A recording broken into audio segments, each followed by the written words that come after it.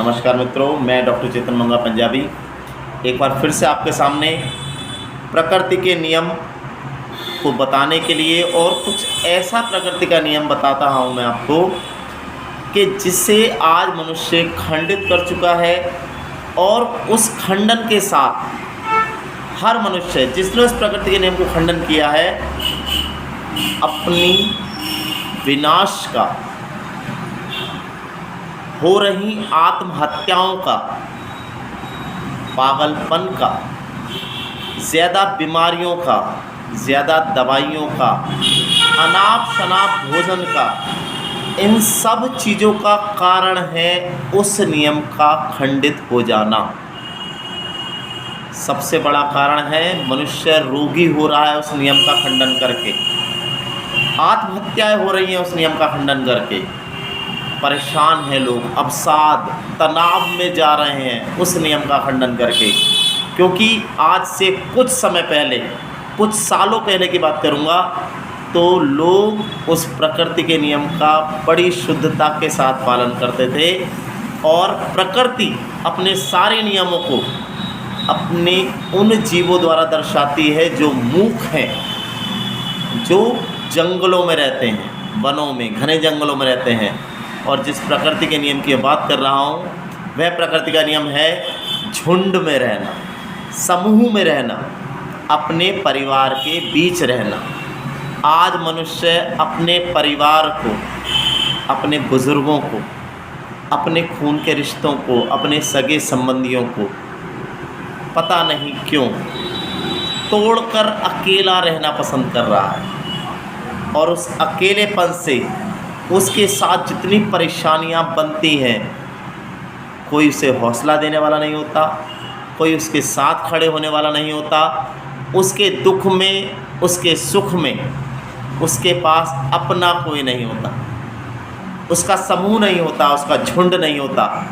और बढ़ रही आत्महत्याओं का कारण भी आज ये निकल कर आता है कि जब व्यक्ति परिवार के बीच में रहता है, जहाँ बड़े बुज़ुर्ग, भाई बंधु, सगे संबंधी साथ रहते हैं, तो उसे हौसला और निराशा को ख़त्म करने के लिए बहुत सारा संगठन होता है। मनुष्य एकता की शक्ति को खंडित कर रहा है, जबकि समस्त सृष्टि पर ज़्यादातर जीवात्माएं, ज़्यादातर प्राणात्माएं, जो जीव हैं, जो पशु हैं, जो पक्षी हैं, मैं बार बार अपनी वीडियो में कहता हूँ, मैं उन पशु पक्षियों की बात नहीं करता जो मनुष्य के साथ रह रहे हैं। मैं उनकी बात करता हूँ जो जंगल में खुले आसमान के नीचे जीवन बिता रहे हैं। वह समूह में रहते हैं और समूह का एक रक्षक होता है, प्रधान होता है, बड़ा होता है, उसको फॉलो करते हैं। आज का मनुष्य अपने बुज़ुर्गों को फॉलो करने में अपना अपमान महसूस करता है। आज की युवा पीढ़ी अपने बुज़ुर्गों को दूर कर रही है, उन बुज़ुर्गों को जो पूरे जीवन बहुत कुछ कमाने के बाद सिर्फ एक इच्छा रखते हैं बुढ़ापे में कि उनके बच्चे उनके पास रहें, उनके बच्चे उनके साथ रहें। ये मनुष्य आज उस नियम का खंडन कर रहा है। मनुष्य बीमार होता है, उसके पास उसका कोई नहीं, गाड़ी आती है, अस्पताल भर्ती कर देती है, लेकिन उसके पास लोग नहीं हैं उसे पूछने के लिए, उसका हालचाल जानने के लिए, उसके पास खड़े होने के लिए। बस मोबाइल के दुनिया में खो गया है इंसान और अपने झुंड से विरक्त होता जा रहा है, छूटता जा रहा है। और मेरे मित्रों, ये बड़े दुख का विषय है कि हम अपने समूह और झुंड को छोड़कर एक इलेक्ट्रॉनिक गैजेट्स के, एक इलेक्ट्रॉनिक उपकरण के शिकंजे में चले गए हैं। आज हमारे बच्चे बड़े बूढ़ों को ना जानते हैं, ना रिश्तों को पहचानते हैं, सिर्फ़ और सिर्फ कुछ आधुनिक यंत्रों के सहारे जीवन जीने के लिए मजबूर हो गए, छोटे छोटे से घरों में रहने के लिए मजबूर हो गए हैं। फ्लैट चाहिए, बड़े घर नहीं है उनके पास, हैं तो उनमें अकेले रह रहे हैं, उनके पास कोई नहीं है।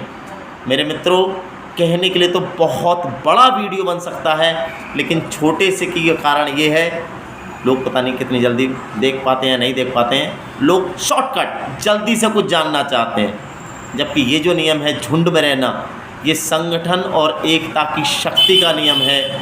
जो लोग आज भी झुंड और परिवारों के बीच रह रहे हैं वह उन लोगों से महान हैं जो अकेले रहकर अवसाद, तनाव और परेशानियों में जीवन काट रहे हैं। उनके पास उनके दुख को कहने वाला कोई नहीं है, सिर्फ अकेलापन, सिर्फ कुछ पैसे की चमक और अंदर से खोखलापन।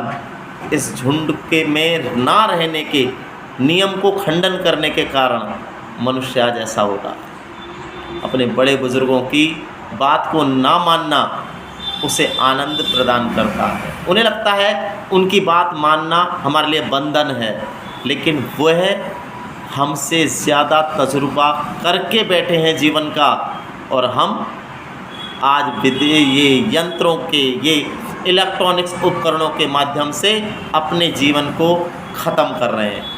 मेरे मित्रों, अब से पहले जो प्रकृति के नियम बताए वो स्वास्थ्य को लेकर थे, लेकिन ये प्रकृति का नियम स्वास्थ्य के साथ साथ आपके मन की और आत्मा की स्वास्थ्य की शांति के लिए है। मैं फिर कहूँगा, अगर प्रकृति के नियमों का पालन नहीं करोगे तो बहुत बुरी अवस्था में आ जाओगे, शांति नहीं मिलेगी। धन्यवाद। जय हिंद।